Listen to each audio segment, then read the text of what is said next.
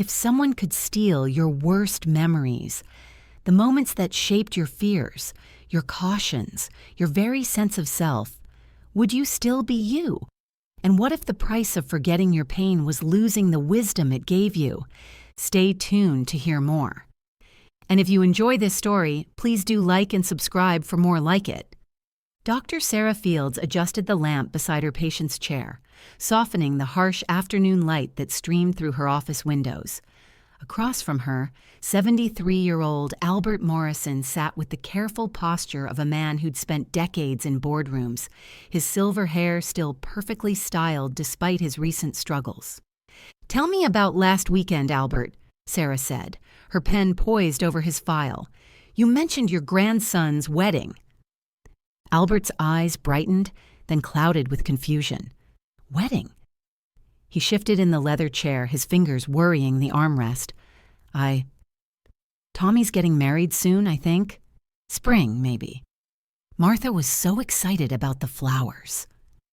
Sarah made a note, keeping her expression neutral. She'd attended Tommy Morrison's wedding herself, as Albert's guest.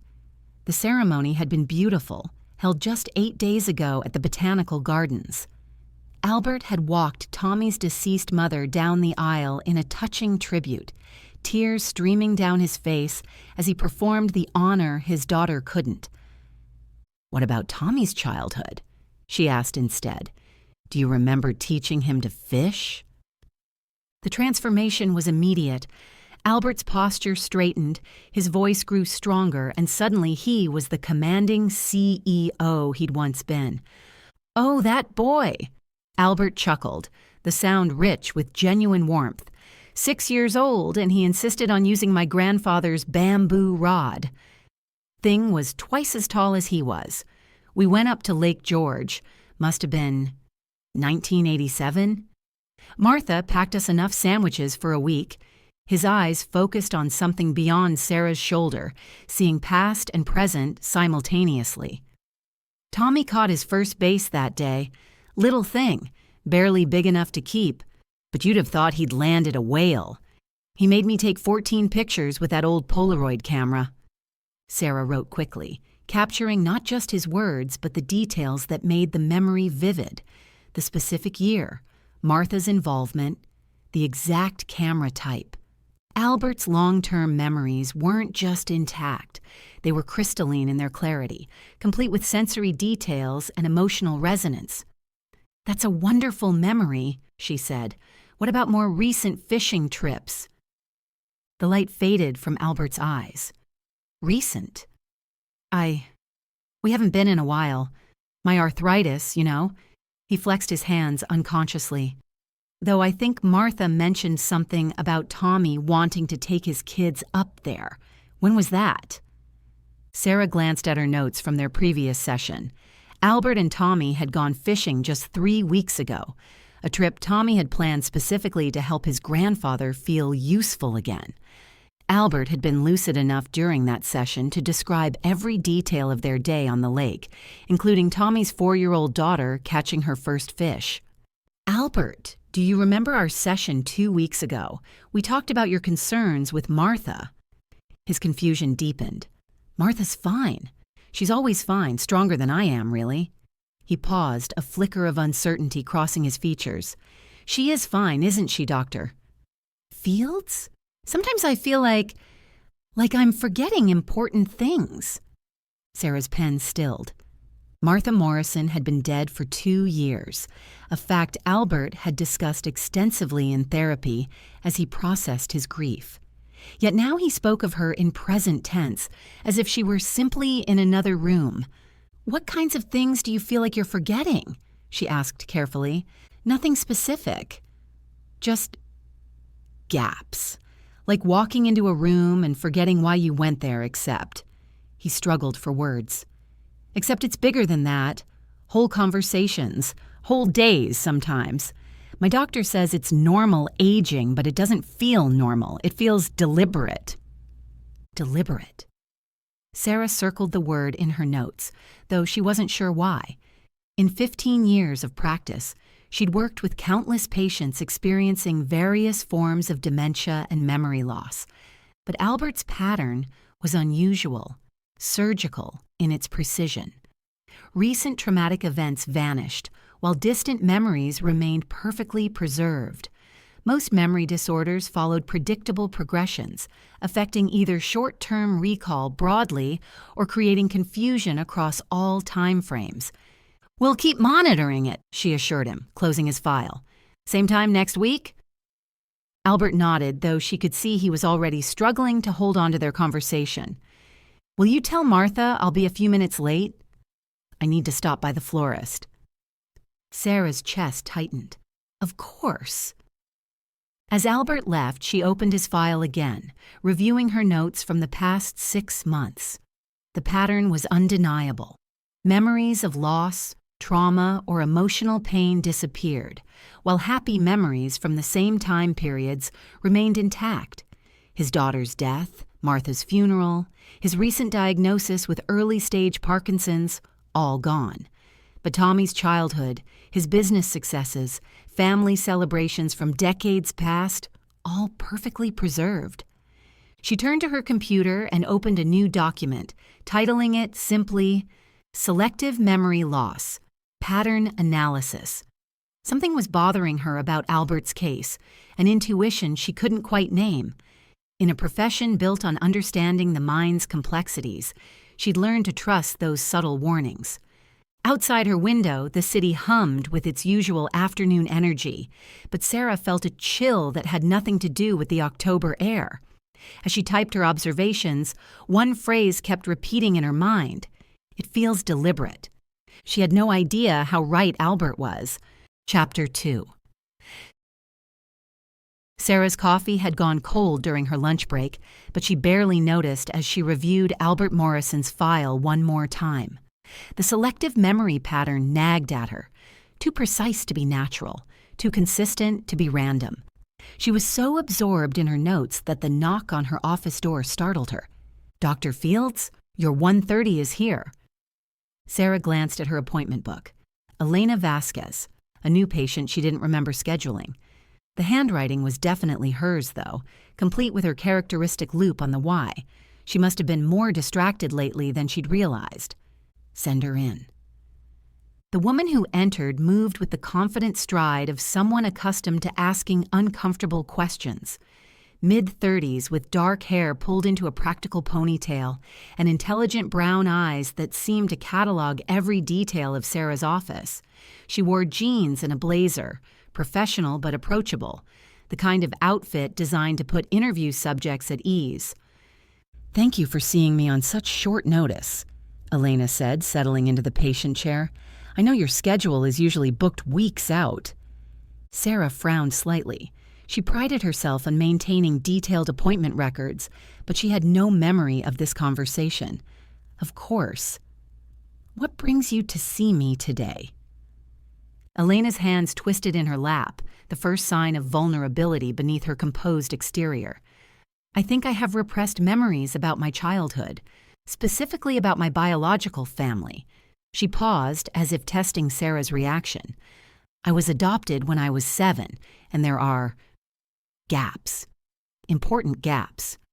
"That's not uncommon," Sarah said gently. "Traumatic events, especially those involving family separation, can create protective memory barriers. What kind of gaps are we talking about?" "Everything before the adoption is fuzzy, but that's not what bothers me most." Elena pulled out a small notebook, the kind reporters used, and flipped through several pages. "I'm a journalist, doctor." "Fields. I investigate things for a living, but when I try to investigate my own past, I hit walls that don't make sense." Sarah made notes as Elena talked, but something felt off. The woman's speech patterns, her mannerisms. There was something familiar about her that Sarah couldn't place. "Can you give me an example?" Elena's jaw tightened. "I have clear memories of living with my biological mother until age 7. I remember her apartment, her perfume, the way she sang off-key in the shower. But I can't remember her name. Not her first name, not her last name. When I try to focus on it, my mind just slides away." Sarah's pen paused on the page. That's unusual. Children typically retain their parents' names even through traumatic separations. It gets stranger, Elena continued. I remember the day social services took me away. I remember crying, packing my stuffed elephant, the caseworker's kind voice, but I can't remember why they took me. No abuse, no neglect, no clear reason. Just this sense that something terrible had happened, but the specifics are completely gone. The pattern was eerily familiar. Sarah thought of Albert, remembering his daughter's childhood fishing trips, but forgetting her death entirely. What about the time leading up to your adoption? Do you remember anything about that period? Elena consulted her notebook again. This is where it gets really weird. I was in foster care for exactly 3 months. I remember the foster family, the Johnsons, nice people, 2 other kids. I remember starting 2nd grade there, making friends with a girl named Katie who had pigtails. She looked up at Sarah, but I can't remember a single conversation about my biological family. Not one question about my mom, no discussion of why I couldn't go home, nothing about visits or court hearings. Sarah felt the familiar chill from earlier creeping back. That would be highly unusual. Children in that situation typically ask constant questions about their parents. Exactly. Elena leaned forward. Dr. Fields, I've spent 2 years trying to trace my biological mother. I've hired private investigators, searched databases, even used some less conventional methods through my journalism contacts. It's like she never existed. No records, no trail, nothing. What made you decide to seek therapy now? Elena was quiet for a moment, her fingers drumming against her notebook. 3 weeks ago, I was going through some old boxes from the foster home. The Johnsons kept in touch. They're good people. Mrs. Johnson had saved some of my drawings from when I lived with them. She pulled out her phone and showed Sarah a photo. This is what 7-year-old me drew of my first family. The drawing showed typical child stick figures, a woman with long, dark hair, a smaller figure that must be Elena, and a building in the background. But where faces should be, there were just blank circles. Even in the drawing, the figures had no identifying features. Did you typically draw faces on people? Sarah asked. Every other drawing from that period has detailed faces, eyes, noses, smiles, even eyelashes. But every drawing of my biological mother, and I found 6 of them, has a blank face. Sarah studied the image on Elena's phone, a growing unease settling in her stomach. The deliberate absence of identifying features, the surgical precision of the memory gaps. It was too similar to Albert's pattern to be coincidental. Elena, do you remember having any medical treatments during your time in foster care? Any visits to doctors or specialists? The question seemed to catch Elena off guard. That's odd. I should remember that, shouldn't I? Foster children usually have extensive medical evaluations. She flipped through her notebook frantically. I don't have any records of medical appointments, but I do have this weird memory of being tired a lot during those 3 months. Like I was getting over the flu, but it lasted the whole time. Sarah's pen moved across the page almost unconsciously, documenting Elena's responses while her mind raced. 2 patients, both with impossibly precise memory gaps, both missing traumatic or significant emotional events while retaining mundane details, both describing their memory loss as feeling deliberate. What outcome are you hoping for from our sessions? Sarah asked. I want to remember her name, Elena said simply. I want to know what happened to her, why I was taken away, and why someone seems to have gone to great lengths to erase her from existence. She met Sarah's eyes directly. I think my mother might have been involved in something dangerous, and I think someone made sure I wouldn't remember what it was. As Elena scheduled her next appointment and left, Sarah sat alone in her office, staring at the 2 files on her desk. Albert Morrison and Elena Vasquez. Both exhibited the same impossible pattern of memory loss. Both describe the same deliberate quality to their forgotten experiences. Sarah opened a new file on her computer and titled it, Pattern Analysis, Selective Memory Erasure. As she began typing, she couldn't shake the feeling that she was documenting something far more sinister than simple trauma-induced amnesia. She had no way of knowing that in creating that file, she had just taken the first step toward uncovering a conspiracy that had been watching her for years. Chapter 3. The next morning, Sarah arrived at her office to find her assistant, Meredith, already at her desk with a stack of insurance forms and a concerned expression. Dr. Fields, I have Elena Vasquez's updated paperwork here, but I'm confused about something. Meredith held up a billing sheet. You've marked her sessions as pro bono, but she doesn't fit our standard criteria for reduced fees. She's got good insurance coverage.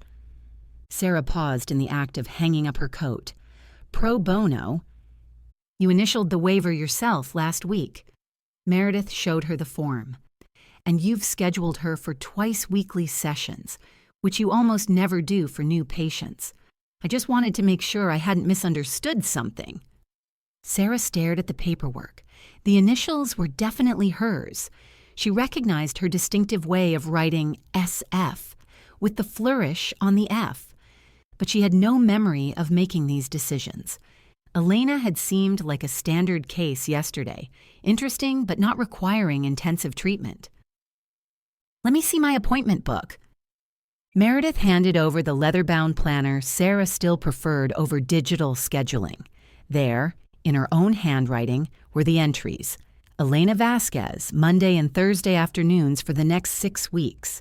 In the margin, she'd written, Special circumstances, waive fees with yesterday's date. Weird, Sarah muttered, flipping through the previous pages. Her handwriting looked normal. Her other appointments were exactly as she remembered making them. Only Elena's sessions seemed to exist in a pocket of amnesia. Everything okay? Meredith asked. You look like you've seen a ghost. Sarah forced a laugh. I think I'm getting old, Mare. Either that or I'm working too hard and having senior moments at 38. She waved the appointment book dramatically. Next thing you know, I'll be one of those professors who schedules the same lecture twice and shows up in pajamas. Meredith grinned. Please tell me you'll at least wear the fuzzy bunny slippers if you do. It would make the clinical notes so much more interesting. Noted for future reference, Sarah said, grateful for the levity even as unease crept up her spine. She took the files to her office and settled behind her desk, but instead of preparing for her morning session, she found herself staring at Elena's intake form. Her own handwriting covered the margins with notes she didn't remember making. Riverside connection? And check adoption records. Unusual timing and most unsettling. Trust your instincts. Something wrong here. Sarah opened her desk drawer and pulled out her personal notebook, the one where she sometimes jotted down thoughts about complex cases. Flipping to recent entries, she found Elena's name again, this time with a rough timeline sketched out. Elena V. Adopted 1999, age 7. Mother disappeared. No records. Foster care exactly 3 months medical treatment during foster period?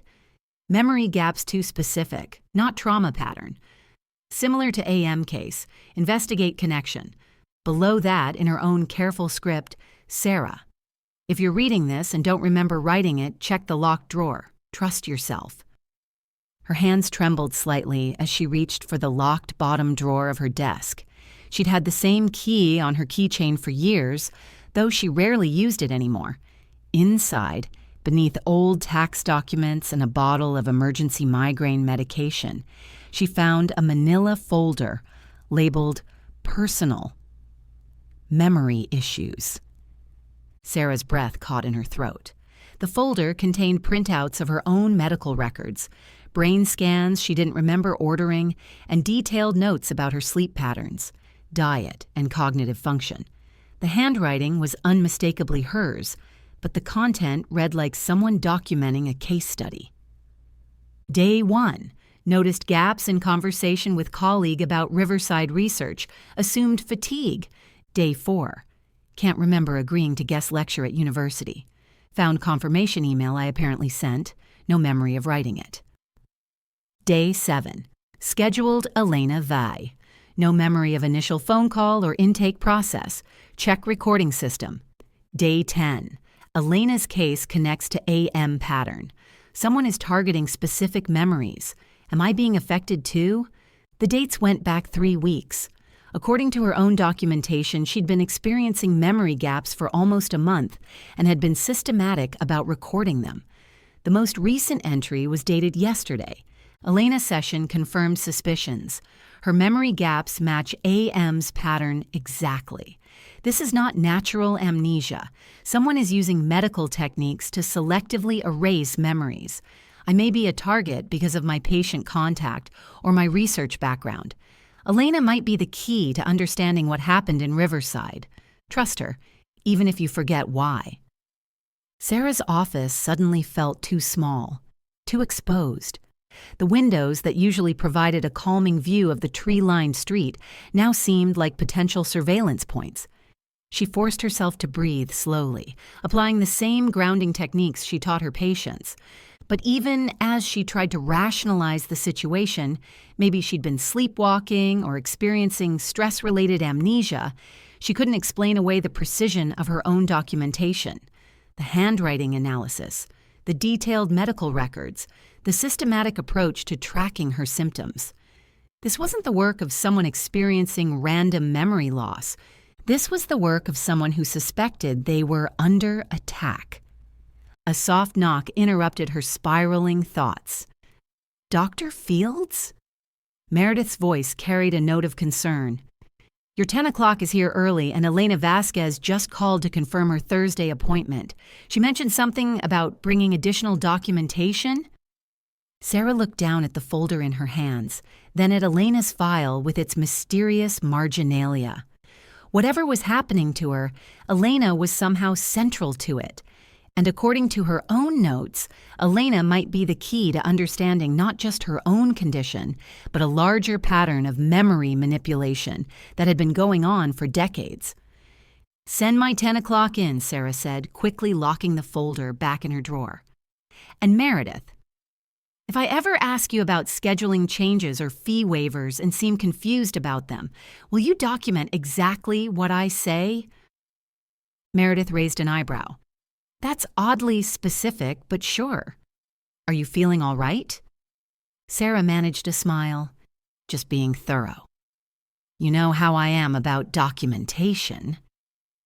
As her morning patient entered, Sarah couldn't shake the feeling that she was living in a story someone else was writing, and that the author kept erasing the pages as soon as she finished reading them. Chapter 4. Elena arrived for her Thursday appointment carrying a leather messenger bag that looked like it had seen years of hard use. Sarah noticed she moved differently than she had 3 days earlier, less uncertain, more purposeful, as if their previous session had unlocked something beyond just scheduling. I brought the additional documentation I mentioned, Elena said, settling into the chair and immediately pulling out a thick manila folder.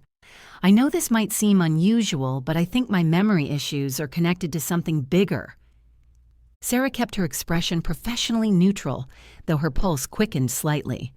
Since discovering her own documentation about memory gaps, she'd been hyper-aware of every case that seemed even remotely unusual. I'm listening. Elena spread newspaper clippings across the small table between them, arranging them with the precision of someone building a case. These are missing persons reports from the past 5 years, all adults between 25 and 40, all originally from the Riverside area.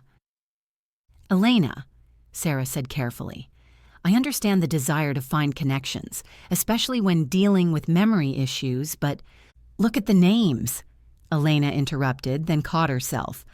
Sorry, I know how this sounds, but please, just look at the names first. Sarah reluctantly examined the clippings. The headlines were standard. Local teacher missing after evening jog. Family seeks information about missing son. Search continues for disappeared mother. But as she read the names, her stomach dropped. Michael Chen, Rebecca Torres. These two, she said slowly, pointing to their photos. They look familiar. Elena's eyes sharpened. How familiar? Sarah's mind raced through her patient files. Michael Chen had been referred to her 18 months ago for anxiety-related memory issues. He'd attended sessions regularly for 2 months, then stopped coming. When she'd called to check on him, his number had been disconnected. Rebecca Torres had had a similar pattern, brief treatment for what she described as missing time episodes, then abrupt departure from therapy. They may have been patients, Sarah admitted, but that doesn't mean Dr. Fields, every person in these articles was adopted or had family members who died in 1998 Riverside chemical plant explosion. Elena's voice carried the steady conviction of someone who'd triple-checked her facts. 17 people missing over 5 years, all with connections to that incident. Sarah sat back in her chair. The Riverside explosion had been a major regional disaster. She remembered it from her teenage years, the news coverage of families affected by chemical exposure, but she'd never connected it to her current patients. Even if that's true, correlation doesn't imply causation, I know. Elena pulled out another folder.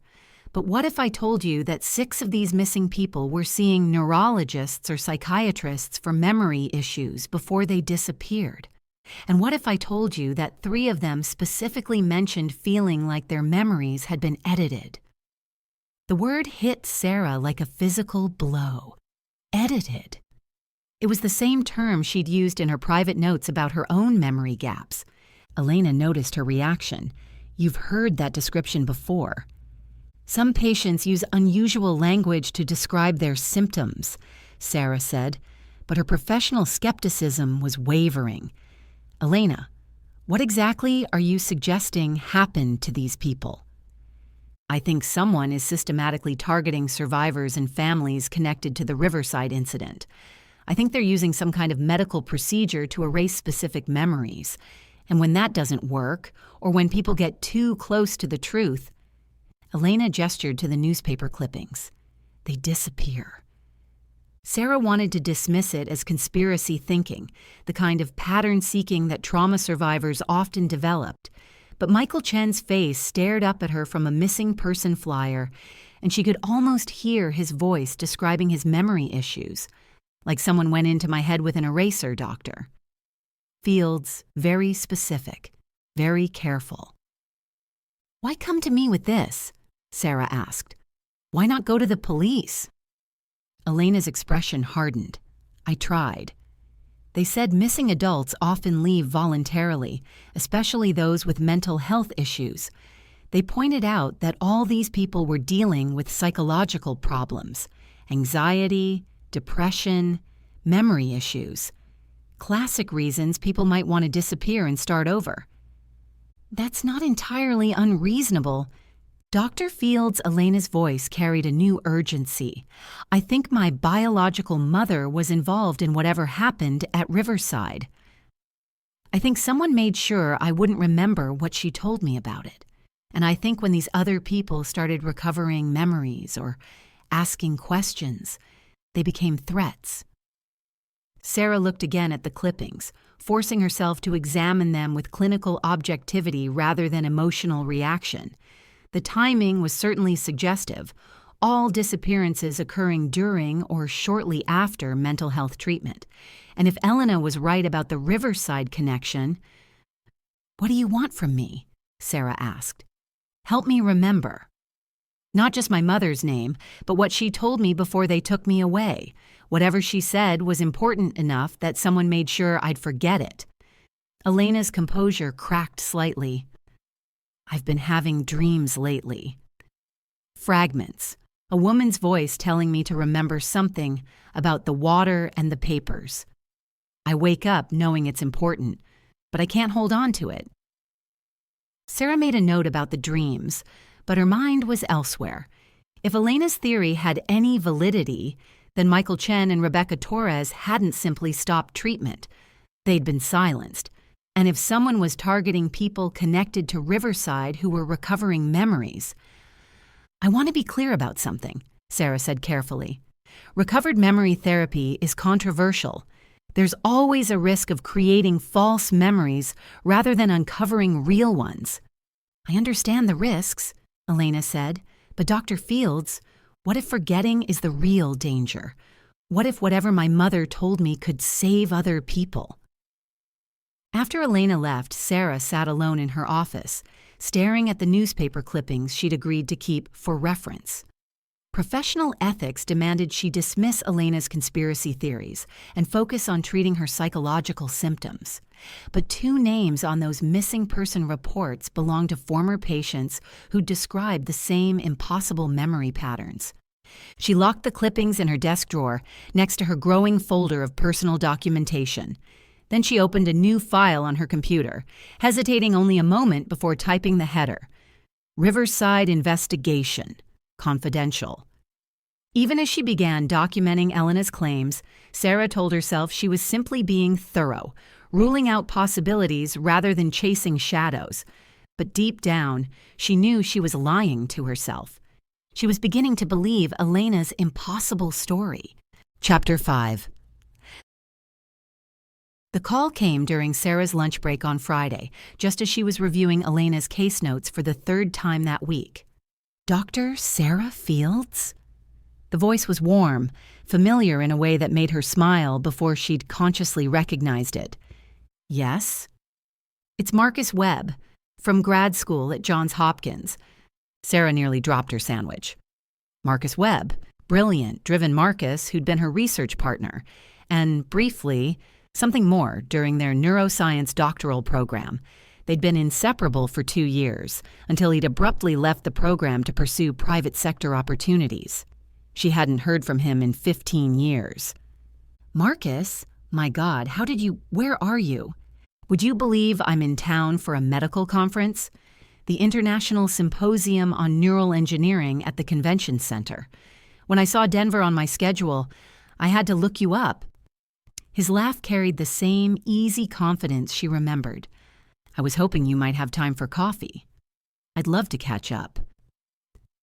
20 minutes later, Sarah found herself at the small cafe 3 blocks from her office, scanning the crowd for a face she wasn't sure she'd recognize after so long. But when Marcus waved from a corner table, the years seemed to collapse. He looked older, obviously, silver threading through his dark hair, lines around his eyes, but his smile was exactly the same. You look amazing, he said, standing to embrace her. Private practice suits you. You don't look terrible yourself, she replied, settling into the chair across from him. Neural engineering conference?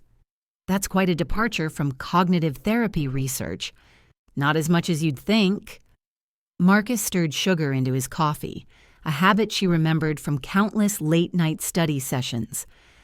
I've been working on the intersection of technology and memory formation, cutting-edge stuff, really fascinating applications for treating PTSD and traumatic memory disorders.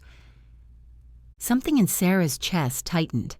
Memory disorders? Selective memory modification. Instead of patients having to relive trauma in therapy, we can potentially isolate and reduce the emotional impact of specific memories while leaving the factual content intact. Marcus's eyes lit up with the same enthusiasm he'd had for their graduate research. Remember that project we worked on together? The one about targeted memory consolidation disruption? Sarah's coffee cup paused halfway to her lips. I'm sorry, what project? Marcus looked genuinely surprised. Our TMCD research. We spent 6 months on it during our 2nd year. You were the one who first theorized that you could use electromagnetic pulses combined with pharmacological intervention to disrupt specific memory pathways during the consolidation phase. The cafe noise seemed to fade around them. Sarah searched her memory for any trace of such a project, but found nothing. She remembered their general research into memory formation, their late nights in the lab, even the awkward tension when their professional partnership had briefly become personal. But a specific project on memory disruption? Nothing. Marcus, I think you might be confusing me with someone else. We worked on memory encoding efficiency, not disruption. Sarah. His voice carried a gentle patience, as if he were explaining something to a forgetful child. We presented our findings at the Neuroscience conference in Chicago. You wore that blue dress you'd bought specifically for the presentation because you said it made you feel confident. The audience was skeptical about the ethical implications, but Dr. Brennan from Stanford said our methodology was groundbreaking. The details were too specific, too personal to be fabricated. Sarah remembered the blue dress, remembered feeling nervous about their Chicago presentation, but she remembered presenting research on memory retention techniques, not memory disruption. Yet Marcus's certainty was absolute, his recollection rich with the kind of sensory details that characterize genuine memories. I'm not sure I remember it the same way, she said carefully. Marcus reached across the table and touched her hand briefly. Are you feeling all right? You seem a little scattered today. I've been having some minor memory issues lately, she admitted, then immediately regretted the admission. Something about his instant focus on her words felt predatory, though his expression remained concerned. What kind of memory issues? Nothing serious, just small gaps, probably stress-related. Forgetting conversations, appointments I apparently made but don't recall. She forced a laugh. Maybe I need a vacation. That doesn't sound minor, Sarah. Memory gaps can be early indicators of several serious conditions. Marcus pulled out his phone. I could arrange for you to see a specialist. The company I work for has access to some incredibly advanced diagnostic tools. What company?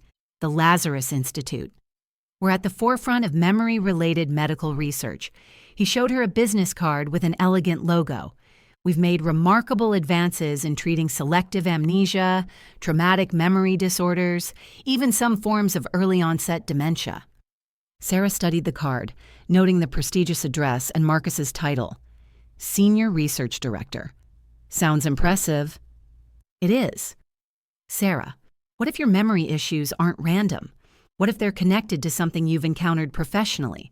Marcus leaned forward, his voice dropping slightly. You work with trauma patients, people with complex psychological histories. Sometimes investigating certain cases can trigger unexpected responses in the therapist. What do you mean? Has anyone mentioned the Riverside incident to you recently?